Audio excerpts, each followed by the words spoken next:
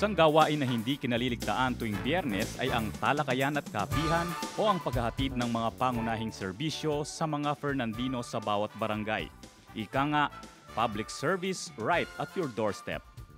Hindi na kailangan pang gumising ng maaga at magbiyahe papuntang poblasyon. Ang City Hall na mismo ang pupunta sa inyong barangay upang kayo ay paglingkuran.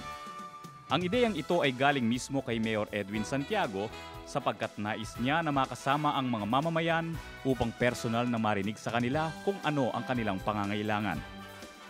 Simpleng pamamaraan, ngunit epektibo.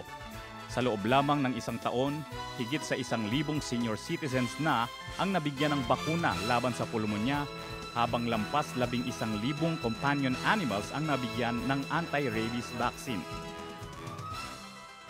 Mayroon ding livelihood seminars para sa mga nais magtayo ng kanilang sariling negosyo, pagsasagawa ng job referrals para sa mga walang trabaho, at pamimigay ng application forms para sa mga Educational Scholarship Assistance Program kung saan 5,000 kabataang estudyante na ang nakikinabang.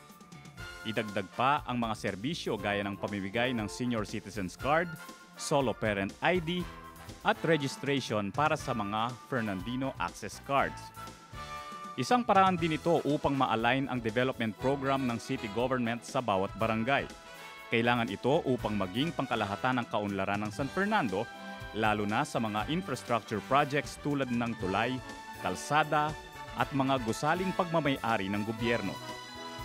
Sa kabilang banda, isa itong pagkakataon para sa mga mamamayan na makasama ng personal ang mga taong kanilang binigyan ng tiwala at pagpapahalaga. Tulong to sa mga tao, sa mga mamamayan. Bakit? Kasi parang yung puso ng mayor siya mismong lumalapit sa mga tao para malaman niya kung ano ang concern nila, kung ano ang problema nila sa barangay. Kaya yung copy na nakita ko nga kanina, nasaksiyan ko, ito ang magandang simula para maresolbo natin kung ano man ang problema sa ating mga lugar sa tulong ng ating mayor. Masaya po dahil dito nilapit yung serbisyo. Napakahalaga po dahil sa pangkalusugan namin. Maraming po salamat. Serbisyo niyo pong binigay sa akin. Po kaming mga Fernandino, proud na proud po kami na maging Fernandino. Talagang lahat ng benepisyo nasa amin, binibigay niya. Tsaka binibigyan niya ng pansin ang mga nangyayari sa aming barangay, mga kaganapan. Ibig sabihin hindi po siya nagpapabaya. Para kay Mayor Edsa, walang nakakapagpalakas pa ng loob kundi ang makasama ang mga Fernandinong kanyang pinagsisilbihan.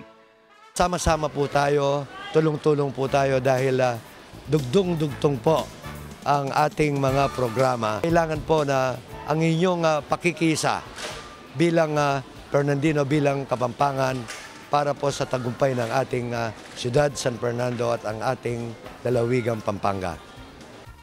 Ang kanilang ngiti ay ang kanyang inspirasyon upang mapalawig ang serbisyo ng City Hall.